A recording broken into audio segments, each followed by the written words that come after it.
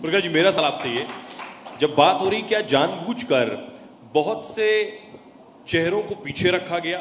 अब जैसे कहा जाता है कि जानबूझकर कुछ चेहरों को अडॉप्ट कर रही है बीजेपी के लेकर, पर यह आरोप लगाया जाता है कि वो कांग्रेस में थे या कांग्रेस के साथ थे। ऐसे लोग हमेशा पीछे रखे गए। इतिहास जब लिखा गया उस मामले में भी, या दिल्ली की बात कर रहे थे श्रीवास्तव जी, दिल्ली तक भी नेताजी नहीं आ पाए। क्या जानबूझकर ऐसा हुआ? देखिए, बहुत ही इतिहास के लिए वी एस नायपॉल ने बहुत अच्छी बात कही है कि इतिहास जैसी ज़रूरी चीज़ को इतिहासकारों के भरोसे नहीं छोड़ना चाहिए।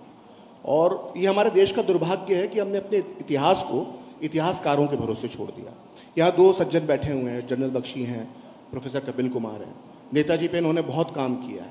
हम लोगों को एक अजीब किस्म का इतिहास पढ़ाया गया। जैसे बचपन से हमको पढ़ाया गया कि 1942 में एक नारा दिया गया, अंग्रेज़ों भारत छोड़ो, और अंग्रेज़ भारत छोड़ के चले गए। मैं हैरत में पढ़ता हूँ कि दुनिया की ऐसी कौन सी क्रांति है जिसका असर 5 साल बाद होता है। मैंने ईरान की क्रांति के बारे में पढ़ा जिसका असर तत्काल हो गया था, खुमैनी के हाथ में सत्ता आ गई थी। ये कैसी क्रांति थी कि जिसका असर 5 साल बाद हुआ? तो आज़ाद हिंद फौज और नेताजी का जो योगदान है उसकी इस देश में सही तरीके से चर्चा नहीं हुई, उसे इतिहास पे दफनाया गया। अशोक जी ने जो बात करी, पुस्तकें अब लिखी जा रही हैं, जनरल बख्शी की जो किताब है वो पढ़ने लायक है, हर भारतीय को पढ़ना चाहिए। तो हमें मालूम पड़ता है कि किन परिस्थितियों में अंग्रेज भारत छोड़ के गए थे, और उसकी सबसे बड़ी वजह जो थी वो आज़ाद हिंद फौज थी। आज हम आज़ादी का अमृत महोत्सव बना रहे हैं, तो क्या हमको बचपन से पढ़ाया गया कि आज़ादी तो जो है वो अहिंसा से मिली थी? ऐसी कैसी अहिंसा थी कि जिसमें 40 लाख लोग मर गए थे? तो क्या विभाजन के गुनहगार कौन थे? क्या इसका अध्ययन नहीं होना चाहिए 75 साल बाद? मैंने इस पर अध्ययन करने की कोशिश की, और जब मैं इसके रिसर्च में अंदर जाता गया तो कई चौंकाने वाली चीज़ें मेरे सामने आती गई।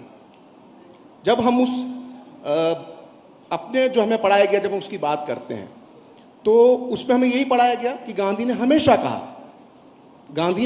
कहा कि पाकिस्तान मेरी लाश पर बनेगा। गांधी ने हमेशा कहा कि देश के टुकड़े करने से पहले मेरी लाश के 2 टुकड़े कर दो। मैं बहुत खुलकर कह रहा हूं कि यह भारतीय राजनीति का पहला जुमला था।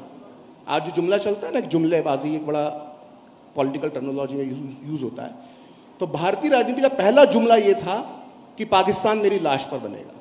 1940 में पाकिस्तान की मांग जिंदा रखते हैं, 1948 30 जनवरी तक गांधी जिंदा रहते हैं, करीब करीब 7 साल कुछ महीने का समय है। गांधी ने हमेशा रोज कहा कि पाकिस्तान मेरी लाश पर बनेगा, लेकिन 2 दिन ऐसे आए थे जिस दिन गांधी कहते कि पाकिस्तान मेरी लाश पर बनेगा तो इस देश के 2 टुकड़े नहीं होते।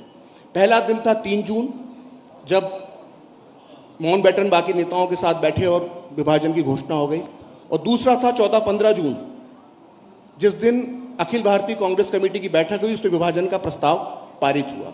गांधी ने इन 2 दिन नहीं कहा कि विभाजन मेरी लाश पर होगा। तो विभाजन के गुनहगार कौन थे, इसकी निष्पक्ष चर्चा होना चाहिए। ये सत्य हमारी आने वाली पीढ़ियों के सामने आना चाहिए, क्योंकि हमसे तो छुपा लिया गया, लेकिन हमारी आने वाली पीढ़ियों के साथ ये नाइंसाफी ना हो, इसलिए विभाजन के असली गुनहगारों के चेहरे सामने आना चाहिए। मैं अपनी बात यहां पर खत्म करता हूं। पंडित नेहरू ने आज़ादी के काफ़ी दिनों बाद एक ब्रिटिश पत्रकार को इंटरव्यू में ये कहा था कि जब उनसे पूछा गया कि आप विभाजन के लिए तैयार क्यों हो गए, तो उन्होंने बड़ी बेबाकी से कहा, उन्होंने कहा कि हम सब बूढ़े हो चुके थे, हम थक चुके थे, हम जेल जाने से डर रहे थे, और अगर बापू ने हमसे कहा होता कि संघर्ष करो तो हम संघर्ष करते। तो ये मैं इसलिए बता रहा हूं कि विभाजन के असली गुनहगारों के चेहरे सामने आना चाहिए। ठीक है, एक क्विक, क्योंकि